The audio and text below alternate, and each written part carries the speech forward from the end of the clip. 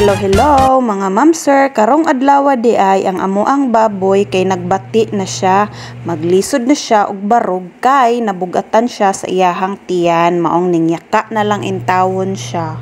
Naluoy ko sa amuang baboy kay wala siya kasabot sa iyahang gibati. First time di ay niya manganak. Hinuktok in town siya sa kasakit. Laban lang diha boy. Saka excited na ako mga ma'am sir no nga mga nakang amuang baboy. Ako ag yung gitambayan dinhi sa ilahang kulungan. Kuha na lang pong giubanan sila nanay ug tatay diri kay basin di ay magamit ning ako ang mahiwagang kusog. How char. Dugaya sad mga nakaning baboyan ni oy gikapoy nako og hulat. Pero mas gikapoy tong tindahan nga ako ang giutangan kay ni ana man ko nga unya ra kumubayad inig mga nak na ang baboy.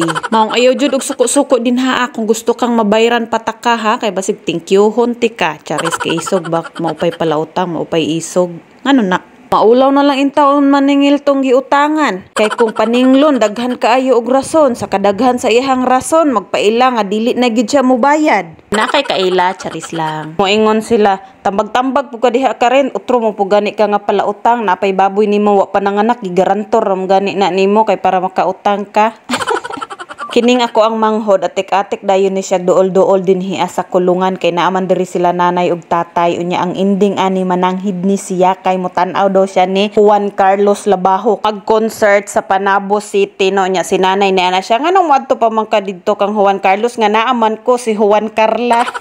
Tubag sa ako ang manghod mas nindot man to paminawon si Juan Carlos nay kaysa imuha pagkahuman sa kasaba ang ending gipaadto ra gihapon di ay gitugtan. So nanganak na day ang isa ka anay namo no wala namo ni nabantayan siya kay kadlaw ni siya nanganak pagkabuntag natingala na lang si tatay sa iyang pagmata nga naay mga bakti naglaroy-laroy. Kung nakakita mo sa ko ang previous video no tulo ni sila kabuok nga anay nga buntis niya ang duha mga nakay ang isa dugay-dugay pag ito siya mga nak. Kani siya nga baboy wala kayo nahago sila nanay ug tatay ani og bantay kay nanganak ra ni siya og iya nya nanabang ra pud siguro ni siya iya naning kamot ra ni mga baktin kagawa sa ilahang balot no so himsog kaayo sila buyag unya nakaanak ning baboy og 8 ka baktin first time pud niya mga anak di ay. So kaning amo ang tulo ka baboy diri mga bata pa ni sila no sa tao pa sayo ni sila nang uwaga char lang oy.